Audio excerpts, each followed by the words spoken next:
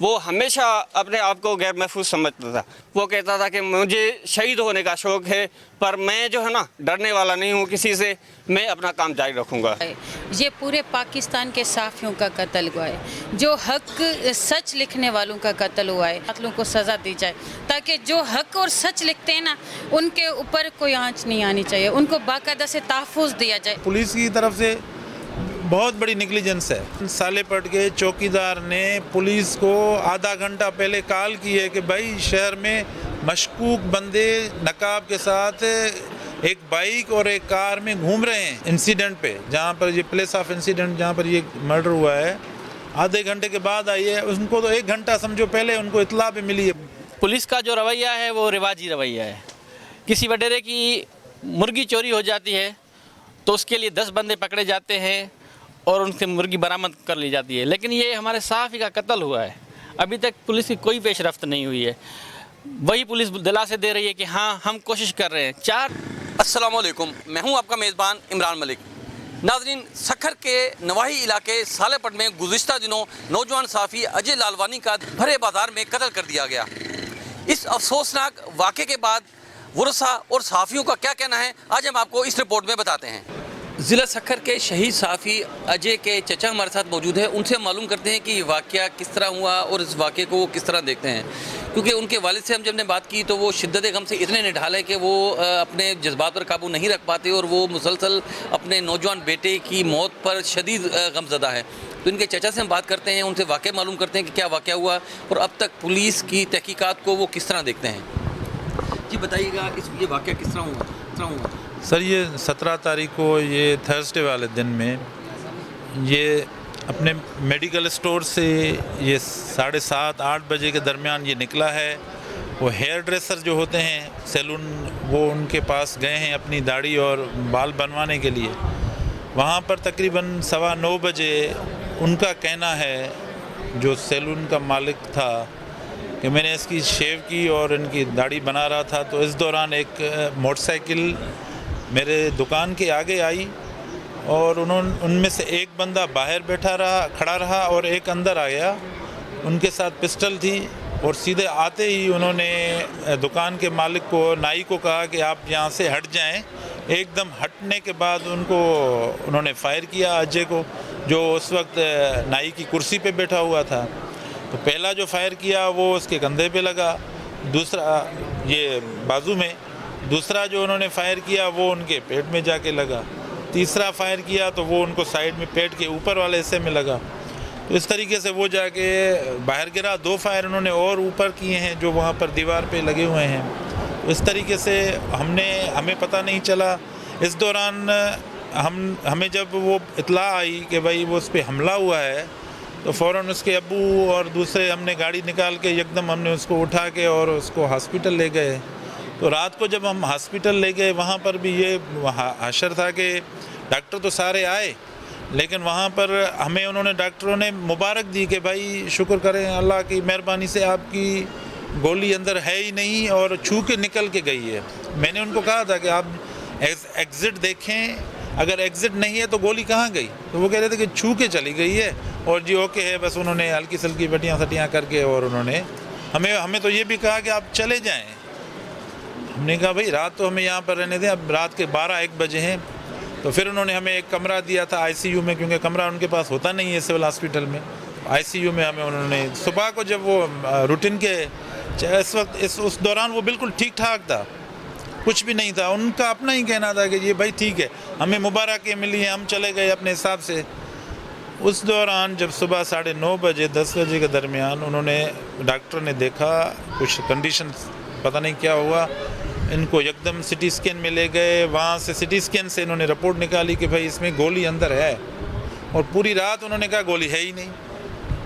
उन्होंने अल्ट्रासाउंड और इस पर डिपेंड किया, हालांकि ये शूट केस है, उसमें गोलियों में अक्सर यही होता है कि सिटी स्कैन के रिलाई करते हैं हम। तो फिर उन्होंने वो जब सिटी स्कैन निकाली तो उसमें गोली निकल आई तो फिर उन्होंने ऑपरेशन किया, लेकिन इस ऑपरेशन के दौरान ही वो सर्वाइव न कर सके और अल्लाह को प्यार। अब तक पुलिस की कार्रवाई को आप कैसा देखते हैं? सर देखें, पुलिस की कार्रवाई, जब ये बंदा वहाँ पर बैठा हुआ था अजय कुमार, उस दौरान सालेपट के चौकीदार ने पुलिस को आधा घंटा पहले कॉल की है कि भाई शहर में मशकूक बंदे नकाब के साथ एक बाइक और एक कार में घूम रहे हैं और चौकीदार ने देखा है, वो मंगरिया कौम का है, वो आप उनसे पूछ लीजिएगा। और उसको पुलिस को ये क्या नाम है उसका, मीरानी है कोई उसका हेड कांस्टेबल हाफिज़, उन्होंने ऑन भी किया हॉस्पिटल में। हाँ हमें पता चला था, हम पहुँचे तब तक वो कार्रवाई हुई थी। ये भाई ये पुलिस तो कार्रवाई के बाद भी आधे घंटे के बाद आई है वहाँ पर इंसिडेंट पे, जहाँ पर ये प्लेस ऑफ इंसिडेंट जहाँ पर ये मर्डर हुआ है, आधे घंटे के बाद आई है। उनको तो 1 घंटा समझो पहले उनको इत्तला भी मिली है। पुलिस की तरफ से बहुत बड़ी निगलिजेंस है। शहर छोटा है, वहाँ पर अननोन बंदे आ रहे हैं, नकाब में आ रहे हैं, उनको कोई रोक नहीं सका। अगर वो रोक लेते तो ये मर्डर नहीं होता। यहाँ तो ये पता नहीं क्या चक्कर है, हमें समझ में नहीं आ रहा। कोई बड़ी गहरी साजिश है। सहाफ़ी था, लिखने वाला बंदा था, कलमकार था। अच्छा, उसने कभी कोई धमकियों का कोई तस्करा किया घर पे आपके किसी फैमिली के साथ कि मुझे किन अनासिर की तरफ से धमकियाँ मिल रही हैं? हमें नहीं कहा, लेकिन बाद में जब वो हम उसको लेके जा रहे थे तो उस वक्त उन्होंने कहा कि मुझे 2 नंबरों से अननोन कॉल्स आ रही हैं, धमकियाँ आ रही हैं। जब वो क्योंकि होश में था, जब वो उनको गोलियाँ लगीं तो हम उसको लेके गए। तो इस दौरान उन्होंने गाड़ी में बताया था अपने अब्बू को कि मुझे 2 नंबर बड़े तंग कर रहे हैं, कि धमकियाँ दे रहे हैं। ये जब आशिक को कुर्बान पता नहीं कौन सा है वो जतोई, इरफान जतोई, ये वहाँ पर इन्होंने थोड़ी एक्टिविटी ज़्यादा दिखा दी है कोई, तो उसके बाद ये सारी चीज़ें इनको धमकियाँ मिलना शुरू हुई। सिंध से ताल्लुक़ रखने वाली अक़लियती बिरादरी की रहनुमा भी मौजूद हैं जो इस हवाले से मालूमात लेने आई हैं। इनसे मालूम करते हैं कि इस वाक़े को वो किस तरह देखती हैं। जी मैडम, इस वाक़े के हवाले से बताइएगा, आप इस वाक़े को किस तरह देखती हैं? देखिए, ये एक वाक़या जो है वो एक सहाफ़ी का कत्ल, एक सिर्फ सहाफ़ी का कत्ल नहीं हुआ है, ये पूरे पाकिस्तान के सहाफ़ियों का कत्ल हुआ है। जो हक सच लिखने वालों का कत्ल हुआ है और इंसानियत का कत्ल हुआ है।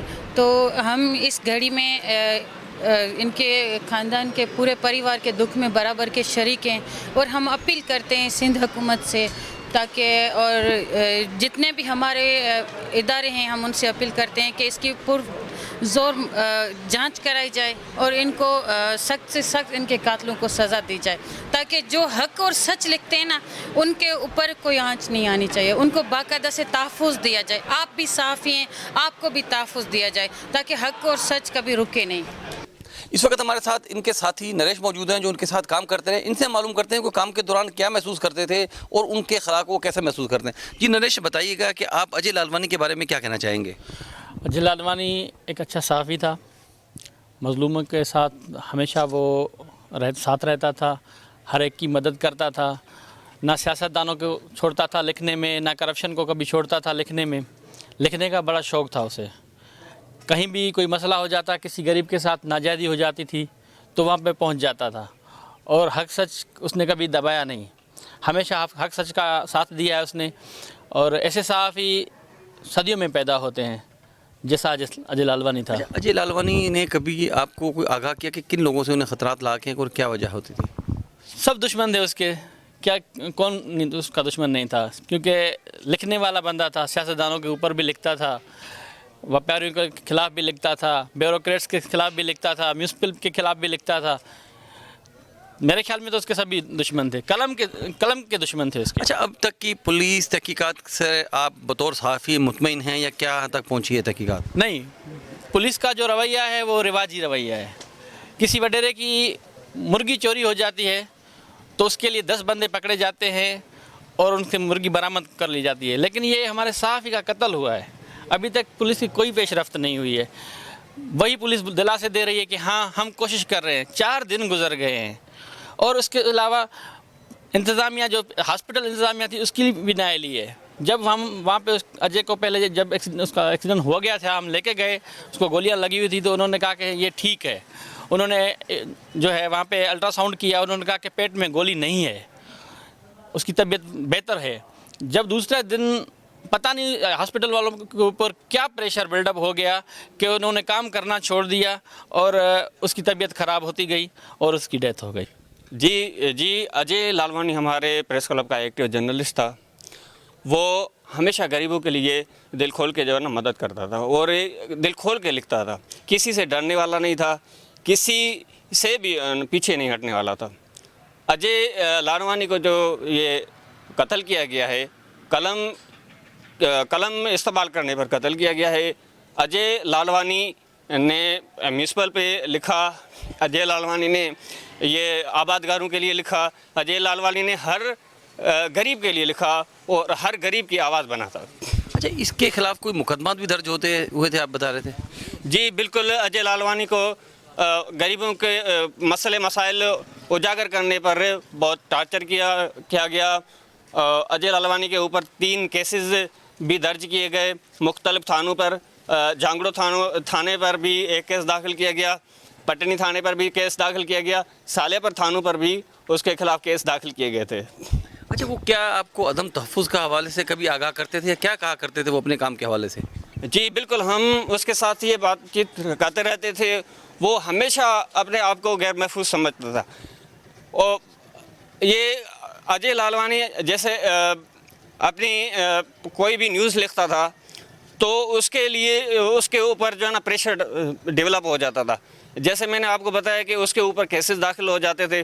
केसेस दाखिल होने के बावजूद भी वो कहता था कि मुझे शहीद होने का शौक़ है, पर मैं जो है ना डरने वाला नहीं हूँ किसी से, मैं अपना काम जारी रखूँगा। जी नाज़रीन, जैसा कि आपने मकामी सहाफ़ी हैं जो इनके साथ काम करते हैं, उनका भी ये कहना था कि उन्हें गुज़िश्ता काफ़ी अरसे से मुख्तलिफ़ किस्म के थ्रेट्स का सामना था, क्योंकि वो सच लिखते थे, हक़ लिखते थे, गरीबों की आवाज़ बनते थे। तो मुतअद्दिद बार उन पर झूठे केसेस भी दर्ज हुए। अब उनके ख़िलाफ़ को वो बहुत शिद्दत से महसूस कर रहे हैं, बल्कि वो अपने आप को गैर महफूज भी समझ रहे हैं कि और पुलिस हुकूमत से मुतालबा कर रहे हैं कि इनके कातलों को कैफ़र किरदार तक पहुँचाया जाए, ताकि छोटे शहरों में काम करने वाले सहाफ़ी अपने मुकम्मल आज़ादी के साथ अपनी खिदमत अंजाम दे सकें, गरीब आवाम की आवाज़ अवाने बाला तक पहुँचा सकें।